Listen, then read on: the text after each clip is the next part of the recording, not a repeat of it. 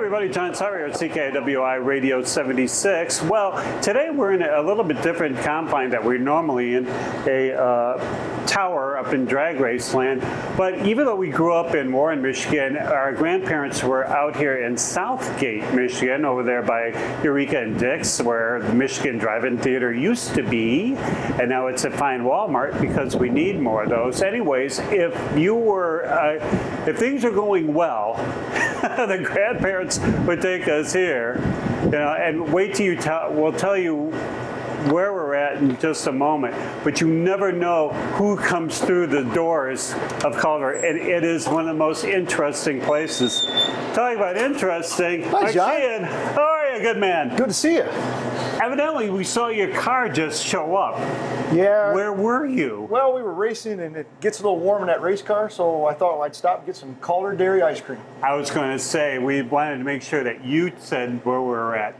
It's only because we're normally up in towers all the time. And we've been here for so many, I'm like 23 right now. So we've been coming here for about 5 years. Anyways. It's an incredible place. You come here after racing. You could have had a Pepsi or a Coke, I should say. But why would you come here to celebrate afterward? Well, the Calder Dairy ice cream is some of the best in the state of Michigan, and so we come here and get the best ice cream we can. And we try to get dairy products whenever we can. Chocolate milk, whole milk, ice cream. That kind of helps us cool down and helps keep us healthy. It's interesting too, because one of the cool things, if you've never been around here to Calder, is that they make their stuff. They don't have cows standing upstairs or anything, but they make everything here, right? Yes, Calder Dairy. They're farmers in Carlton, Michigan, which is like there. Yeah, it's a little south of here, and they milk the cows there, and then they take the milk to their dairy, and then the milk gets processed there, gets put in glass bottles for home delivery. They make the ice cream, butter, eggnog during the season, the best eggnog you've ever had. I don't even like eggnog necessarily, but this stuff is delicious. So it's just really, you know where that product's coming from. It's really good products. So, but really nice. Even microscope of all this stuff. Here's Michigan Dairy. Yes. Right? So as opposed to getting the stuff that you get, well, I guess there's big conglomerate dairy. I don't think Borden is around anymore. No, there are large dairies. So that's kind of the reason that we're here is when we started this racing deal, we call our racing program Milk Money Racing. So we use the car as a tool to promote dairy and agriculture wherever we go. We should probably have a timeout here. Let us talk about Mike with his Milk Money Racing. We have a 1988 Mustang GT NHRA legal stock eliminator race car. And when Michelle and I bought that car, we decided we wanted to do something along with the racing, so we called it Milk Money Racing. And like I said before, we use that as a tool. We have fun racing with it, but we also use it as a tool to help educate people about the importance of dairy and agriculture in everyone's lives. That's got to be unusual because you see in the shows, booth, Mustang, booth. When we saw you, all the way down to your tent up on top, it looks like you got something from Gateway Computers, but it catches your eye like crazy. When people come up to you, especially at the drag strips, they normally say, "What's this all about?" Yeah, they do. Not so much at the drag races, but when we go to car shows or promotional events, I was at an ag show here with it a couple weeks ago, and a fellow came up and said, "What's a race car doing here?" And I said, "Well, so we had our signs out talking about Michigan agriculture, mm-hmm. and I said, if you look around the car, there's 13 different dairy farms and ag businesses that sponsor that car because of what we're doing. So we're trying to spread a message to people that sometimes think that you can go to the store and get your food, and we don't need farmers because it's right there at mine. Yeah, exactly. So that's why we're trying to educate people and make people think about where their food comes from. How do you do that? It's like a lot of people. There's a disconnect. they'll drive through the country and they'll see cows, but they never ever put the 2 to 2. Because here, I mean, there's, well, for this place, I mean, their cows are all in Carlton, right? Yes. And they have like about 150 or so cows. Correct. All that milk's got to go from there to here, and that's not an easy job, is it? It is not. No, it is not. They have the milk's got to be transported, and it all has to be handled properly, and they do a good job here. And we do a good job as an industry. We do a good job of handling things properly. I was going to say, what are some of the things that people probably don't know? Because they think cow, milk. That was easy. Yeah. So when the cow gets milked, it goes into a tank and it gets cooled down to about 35 degrees in that tank, and then it gets transported, stays at that level of that temperature. And then it gets processed quickly. It goes from usually it's less than 48 hours. It goes from that cow to the grocery store. So that 48 hours from the cow to the grocery store. Yes, that's about normal time. Yes, and it's handled properly. It's handled the right way through that whole process. So we tried to do our best to make the best and safest food in the world here in the United States. What would be some of the shortcuts that people could take that you kind of went, man, we don't do that stuff here? Oh, golly. Within the next 10 minutes. Well, if the cows aren't treated properly, if they don't get milked in sanitary conditions, those kind of things. See, that's the reason why I want to say the difference between what Michigan dairy farmers do. They go over and above, where they could easily say, well, we could save a couple of bucks here. Yes. Yeah, that's, and we do a good job here, and we do a good job in the United States as a whole. That stuff is pretty well gone from here. Some of I have friends that have volunteered and gone to third world countries, and they're still learning about safe environments. But we've done a pretty good job here of eliminating that. How many dairy farmers are here in Michigan? Currently, we have just under 900 dairy farms in the state of Michigan. I'm impressed you knew. When I started in this business 32 years ago, there were 5,200 dairy farms in the state of Michigan. Today, there's less than 900. When I started in 32 years ago, there were 270,000 cows in the state of Michigan. Today, there's 440,000 cows in the state of Michigan. So the farm numbers have decreased and the cow numbers have increased. But we're in a really good climate here in the state of Michigan for dairy production and dairy. So that's why we've added cows. Good climate for those people who don't know. I mean, everybody knows the climate is, but why would climate be better in Michigan? Because it's a cool climate. It's fairly dry. It's cool. We have pretty moderate weather here. We have a little bit of hot weather. We have a little bit of cold weather, but it's moderate. So the cows like that. The cows like the cool, dry climate. And then they like all the fine hay. I mean, they do eat hay, right? Oh yes, hay and corn silage, absolutely. And we have we're fortunate here that we have some pretty good farm ground that we can grow crops in abundance here in the state of Michigan. So is that price going up? Because you just can't have all kinds of grass in your backyard they have to buy stuff, right? They do buy some crops, depending on how big the dairies are and how much acreage they need to produce the food for the cows. They do buy some stuff. Dry hay especially comes from out west. And they truck that in because it's really, really high quality. They can control the climate out there with their irrigation. We can't do that here in Michigan. So they do buy some crops. But the guys do a good job of raising crops and feeding the cows. And the cows are really taken care of.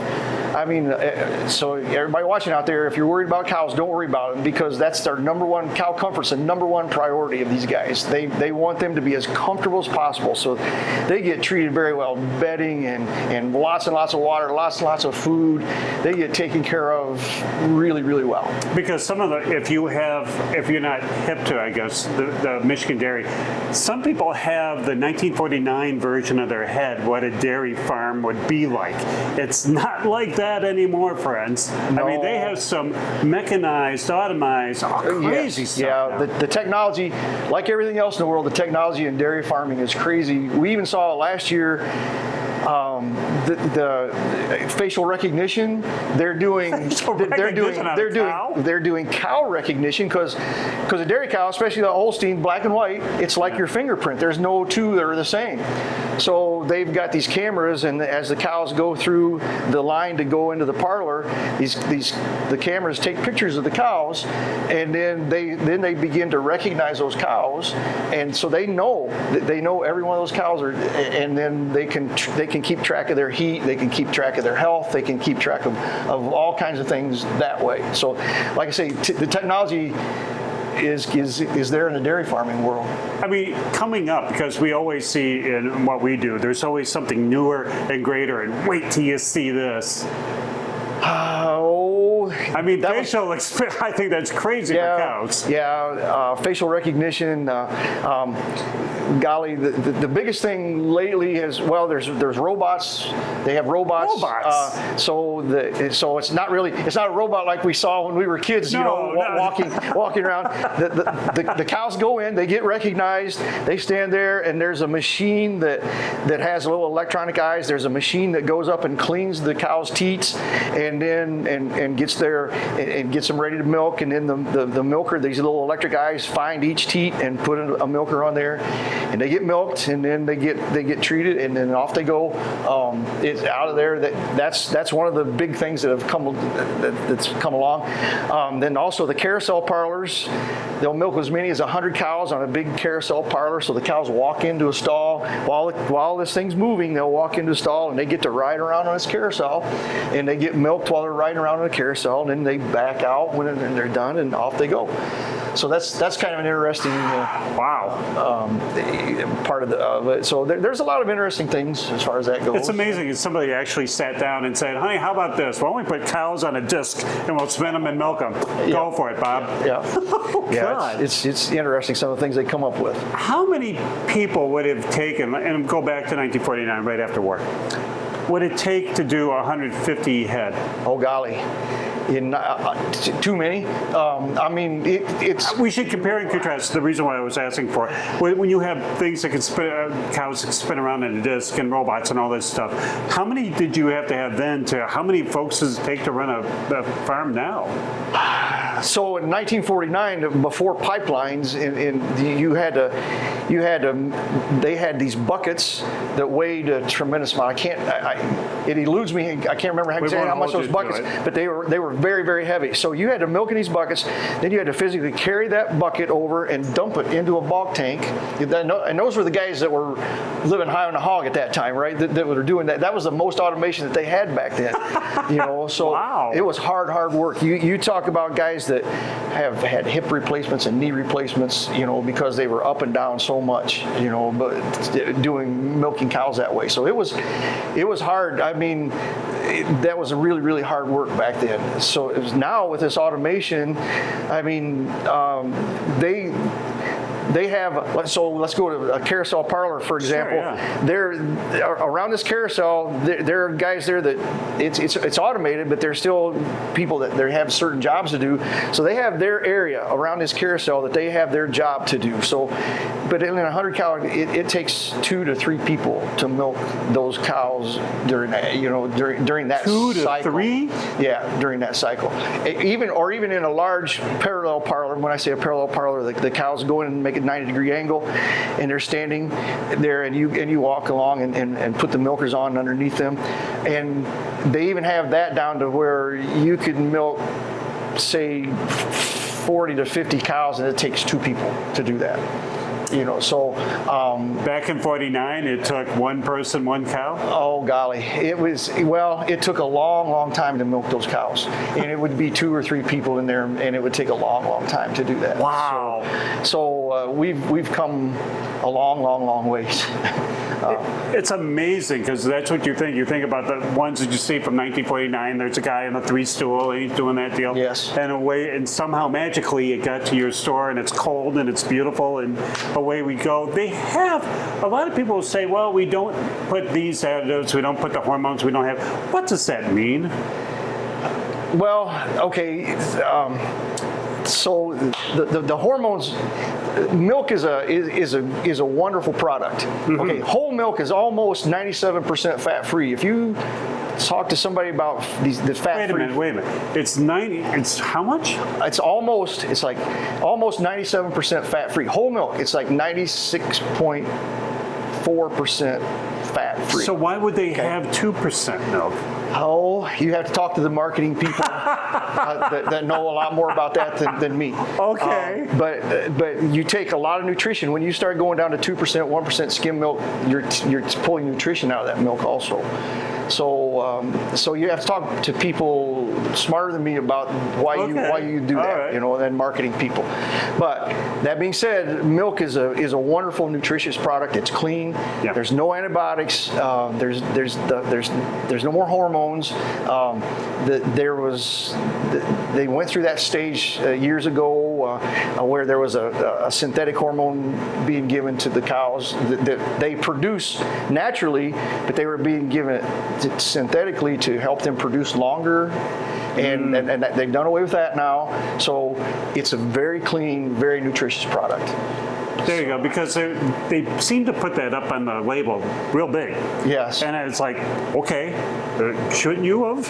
Yes. And again, you need to talk to more marketing people that know more about marketing and stuff than I do because about those kinds of things. You marketers that I've been drinking 2% for how many years now? Right. I mean, it's basically colored water and away we go kind of thing. Yeah, However, I never knew that, the whole milk. I mean, I guess that's the reason why, because I kind of tell people, because you're not saving calories. Not very many, unless you're drinking gallons of milk a day, which is okay with me. You can do that. Helps me keep a job. But no, you're not. For the nutrition that they take out, you're not saving enough calories to replace the nutrition you're taking out, in my opinion. And again, to be, if any product that you say is 97% fat-free, people would run, oh, that's great, and especially as delicious as milk is, and it's almost 97% fat-free. My goodness, why wouldn't you drink it? Yeah. So, we take a look at when milk is transported in the big cylinder tube kind of. One thing that always fascinated me as a kid is how come that doesn't heat up? Well, it's insulated. It's those tanks are super insulated. Like I'm not well versed enough in the manufacture of those tanks, but I can tell you that they are super insulated tanks. So the temperature doesn't raise. It won't allow the temperature to raise while it's being transported. It's amazing that if you got to do that from, we'll call it the disc, the carousel, to Meyer, say, in 48 hours. Man, that's hustling. Yes. Especially when you have so many, because when we say that, it comes to mind that farmers not only are just here to give you the milk, the dairy farmers in Michigan are not here to give you, but they got to be businessmen too. Absolutely. And that's got to be an incredible thing, because you got to go get contracts, you have to fulfill things. As a dairy farmer business side, what are they concerned with? Oh, efficiency. How much time do we have? Efficiency. Efficiency is the biggest thing, right? Obviously, efficiency in all aspects of that, of feeding the cows, of raising the cows, of feeding the cows, of milking the cows, of getting that product to market. It takes efficiency. So that's the biggest concern. We have to feed the cows as efficiently as we can, or save time, save money. Mm-hmm. We have to milk them as efficiently as we can, because we're paying this labor and we're paying for these facilities, right? And so we have to milk them as efficiently as we can, and then we have to get that milk to the to the market, to the store, as efficiently as we can. So those are the biggest concerns. I mean, if you're efficient, the bottom line will take care of itself. If we're not efficient, if we're not feeding the cows properly, if we're feeding them wrong, if it's taking too long, if they don't have enough feed, if we're doing that, and if we're not efficient there, it's costing us money. Right. So, and the same thing in the parlor. If we're not milking them properly, if we're not being efficient time-wise, it's costing us money. So if we take care of those efficiencies, the bottom line will take care of itself. It's got to be amazing because you got to look at both sides, because especially if you have to buy feed. I mean, in Michigan, how much you have to buy feed for? I mean, the hay and all that other stuff, as opposed to what you can just get here. Oh, golly. 50-50? Yeah, I mean, I don't know. Buying feed is the expense comes in not only in the feed but trucking. That's where I was going. Yeah. So it costs with fuel costs and everything. Trucking is expensive. It's really expensive. So it comes into play when we sit down and say, okay, we have this many acres, we're going to raise this much corn silage and this much haylage or whatever, and we can buy this, but if we can't buy it for what we can raise it for, and commodity prices go up and down like a yo-yo. Right now commodity prices are down quite a bit, so it might be more efficient to buy corn than it is to raise corn at this point. If commodity prices are down here, when commodity prices are really high, then it might be more efficient to raise the corn than buy the corn. So that's a game that they have to play every year, basically, is they have to look at prices, they have to look at futures prices and say, okay, I'm going to do this year because this is better for my bottom line. Because I was going to say, again, folks, they still have that 1949 mom and pop cattle version of what a dairy farmer would be like.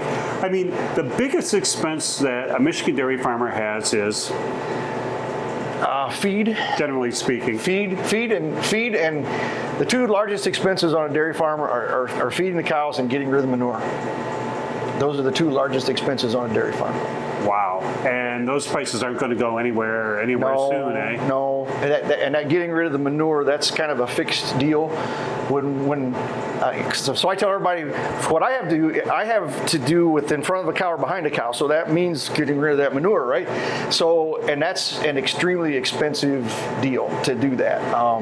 It takes lots and lots of manpower, lots of labor, lots of equipment, expensive equipment to get rid of that manure. And so that's a huge cost for these guys.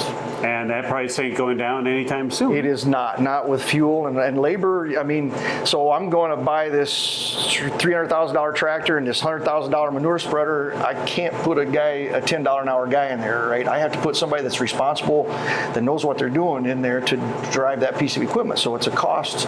It's a labor cost. Now, when you were talking about that, how many times is there a conglomerate kind of dairy farm, as opposed to the mom and pop cattle thing, where they have like maybe one or two, or, I mean, just like the home, because we see it, and when we talk to the folks, especially dairy farmers in Michigan, we've had this farm for 200 years. We've had this farm, and I'm exaggerating, but it's like great-granddad, granddad, me, there we go. And lots of generations. Yeah, tons of generations, and they're very, very, very loyal.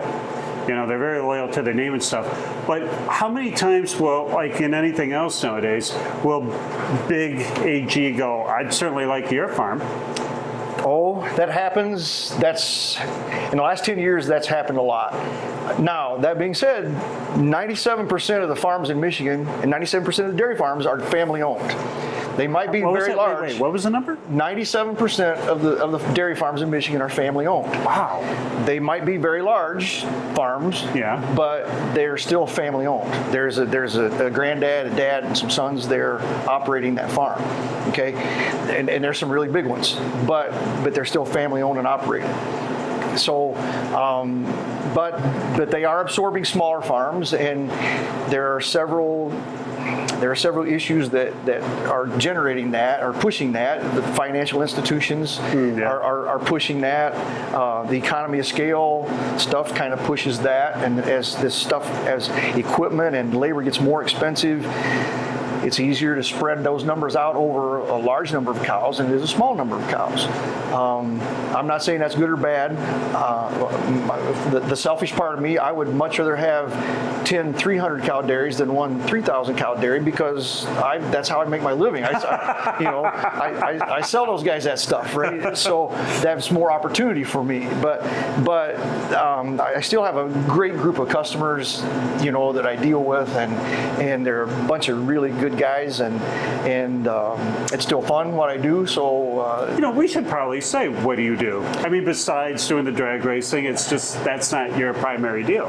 No, my primary deal, and kind of the reason we're here is I sell farm equipment. And again, if it's in front of a cow or behind a cow, I have something to do with that. Feed mixers, we feed the cows, loaders, skid loaders, and loaders to load that mixer to feed the cows. And then behind the cow, the equipment to take that manure away. Manure spreaders, liquid manure equipment, and again, the loaders to load those spreaders, manure pumps, those stuff. I sell all that stuff to these guys. I mean, obviously you're online, but I mean, is that a big industry? I mean, I've never heard anybody that... I've been doing it for 32 years. Wow. And it is a big industry. So our most popular manure spreader costs $100,000. Your most popular? Yes. So that's and people, guys, sometimes your eyes roll a little bit because I'm going to get that thing dirty, right? I'm going to get that thing dirty and go spread manure with a $100,000 piece of equipment. It doesn't have an engine. It doesn't have any computers on it. It's just a big hunk of steel that I'm going to load manure and take out there and spread it on the field with. So it has become a larger industry as the farms get larger and this equipment gets larger, and we have to, and then there's more technology. There's that's involved in that. So we have to keep on top of all that also. So. Now, there's got to be some kind of association that all dairy farmers are, especially in Michigan, are associated with. Well, kind of, maybe. There's different co-ops. So there's the Michigan Milk Producers Association, which a lot of guys ship their milk there, and they market the milk. Okay. And there's some other co-ops, Dairy Farmers of America. There's Foremost. Then there's some smaller co-ops where they market the milk. They take the milk, process it, and market it. And they do a good job of marketing the milk. There are some other.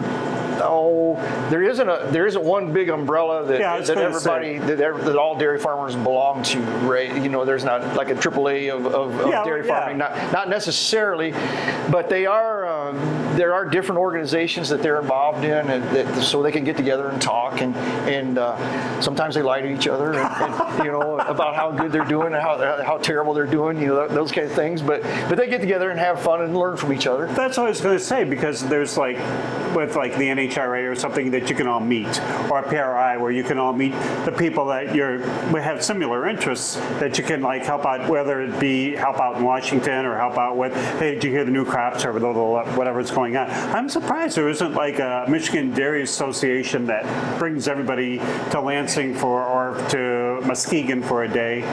A little kind of 3-day thing. We got to start one. There's different, there's different entities that do that, but I'm not aware of one big one that everybody goes to.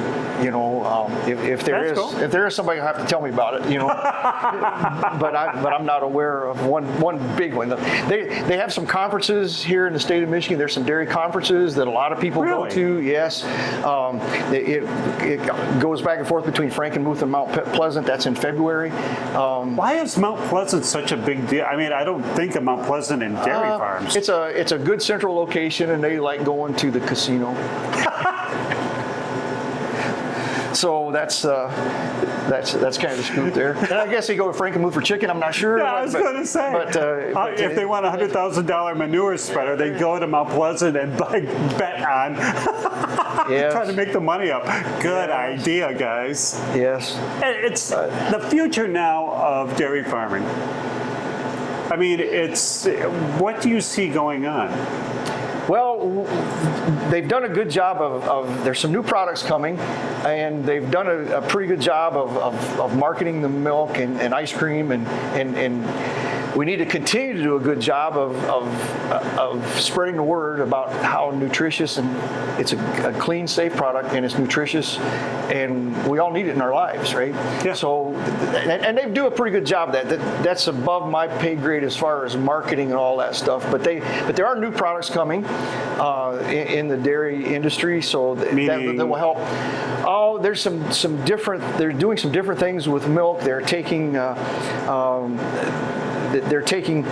Like some people are lactose intolerant, and so they're taking the lactose out of the milk, so you can still drink milk but not have it make you sick, right? Wow. So they're doing some things like that. They're doing some different flavors. They're doing ultra filtered. They're doing a lot of different things with it to reach different markets. Wow. Okay, so here it comes. And look, folks, for the folks watching this, I have one of the biggest peeves, and staff knows this more. For the people who have Wheaties and put water on it, it's where milk belongs. Yeah, there is no cereal that deserves water. It's a milk situation, whether it's Captain Crunch, Wheaties, Total, Special K, something really good like Quisp and Quake, for those people that go back that far. You know, why do they do that? I know. All right. Or I can't imagine eating a brownie and not washing it down with a glass of milk. I can't imagine that. But, maybe that's what you should do, have a whole big thing of milk mistakes. All right, so figuring this whole thing up, we should probably thank all your sponsors for Milk Money Racing. Absolutely. There's a lot of ag and dairy sponsors. Can I go through? Baby, go through all of them? It's your money. So, all right. So it's so I have there's 6-7 dairy farms. Cook Family Dairy in Westphalia, Michigan. Welter Dairy in Croswell, Michigan. Lumax Holsteins in Belding, Michigan. Ritter Farms in Byron, Michigan. DeGran's Ore Dairy, they're in Blanchard, Michigan. They do a great job. I'm trying to remember. You put me on a spot here. So and then Dennis Farms Fresh, they market eggs and beef in Langsburg, Michigan. Quality Ag Service, they're in St. John's, Michigan. They're ag consulting and seed dealers. McConnell Farm Supply, which I'm part of that, in Rosebush, Michigan.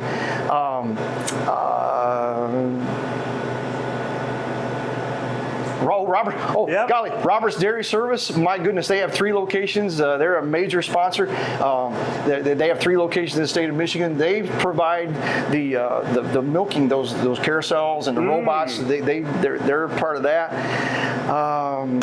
Golly, Michelle, am I forgetting anybody? You probably want to talk about the people here. Oh, and Calder Dairy, they are a sponsor. And Riverdale Feed and Grain in Riverdale, Michigan. They provide the feed for the cows.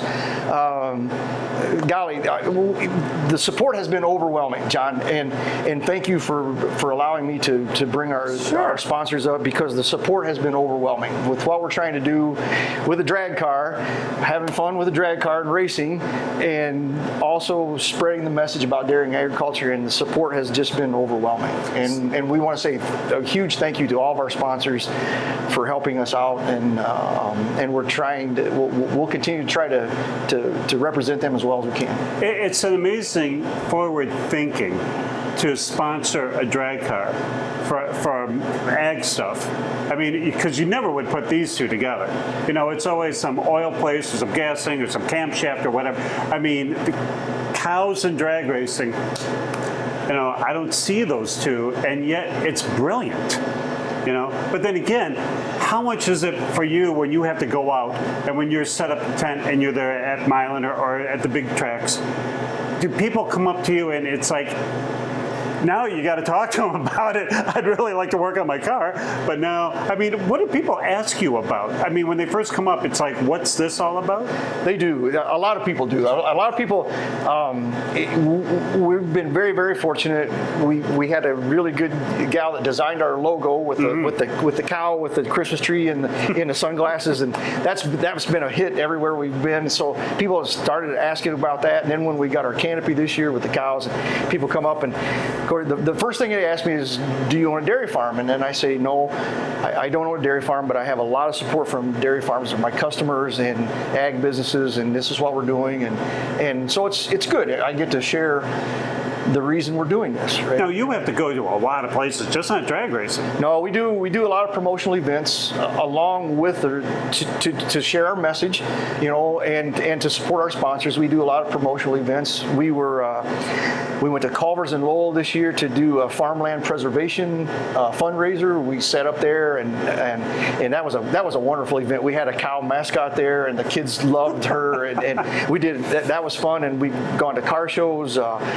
We went to the Motor City Fox Fest, and that was a really good time. There were almost 700 Fox body cars there, and there were people there from all over the United States, and we had a lot of really good feedback on that show. How do you get that? Because I know how we book our stuff where we're going to be. How do you just do people say, hey, look, your sponsors go, you should be at? We kind of look for places to go that we think we can do some good. We've been invited to some places. They see our setup, and they say, hey, we would like you to come. Will you come? And we do if we have time. Racing takes precedence. If it's a racing weekend, we go racing. Otherwise, we'll do a promotional event. Man, you're on the road all summer? Yeah, it's been a busy summer, and we still have. We'll be racing the next 2 weekends. The next 2 weekends here in September. Then in October, we'll be racing 2 weekends in October. And I don't think we have any more promotional events until November. Then we'll be going. I think we're going to Chicago in November for the Corvette and Muscle Car show there in Chicago. That's a huge show, and I'm pretty sure we're going to that. Corvette thing, and you're bringing a Mustang. Well, it's the Corvette. It's the Corvette and Muscle Car. Oh, it's the one that was at Hickory Corners, and they have a huge it's by the airport, Schaumburg, and it's huge. It's a lot of people bring their cars there, their show cars there to debut them, to unveil them there, and we kind of got invited to that. So is this your first year that you've really hit it this hard? Yeah, we bought the car a year ago, March, and we raced last year. We did some promotional events last year, but we hit it pretty hard this year, and yeah, it's kept us busy. Well, the good thing is that you have when you go out, 4 or 5, 6 different people with you when you go, right? No, it's just my crew chief Michelle and me. So I was hooking that answer. That's the two of us. She's a huge integral part of this. I mean, she makes a lot of the behind the scenes things happen, and thank goodness she makes does the little detail stuff that I'm not good at. She kind of keeps track of those things. So thank goodness for her. She makes that kind of stuff happen. So she makes the 7-figure salary while you go drag racing. Okay, job well done, man. Well played. Sure. Okay. I mean, it's amazing that they thought of this. You went to the sponsors first, or they came to you and said, "Hey, look, we know you race." I went to the sponsors first. When we started this deal, we said, "What are we going to do?" And we milk money racing, and then I made up a letter and some sponsorship levels, and I started going to some of my customers and some of the businesses and saying, "Hey, this is what we're going to do. This is what we want to do, and you want to be on board." And golly, like I say, it's been overwhelming. Really? You didn't have to twist their arm and go, "Hey, look, you could either sponsor me, or I don't know where you're going to get that manure spreader." They came on board. It was overwhelming how the support we're getting. It's brilliant. And then the competition. Some of this competition comes in. We compete on the racetrack. I have had some of the customers that came on board to start with, and I have other customers that saw this guy's name on the car. Well, how can I get my name on the car, Mike? I said, just write a check, baby. and it's funny how quick that goes. And they get their checkbook out, write a check, and their name goes on the car. So, you got any more room to put names on that car? There's always room. Yep, there's always room. Answer. Yeah. There's always room. Now, if anybody, to wrap this up, if anybody needs to find out more about Milk Money Racing, how do they find out more about you, Mike?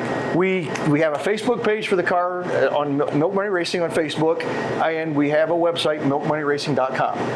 And who won a race this year?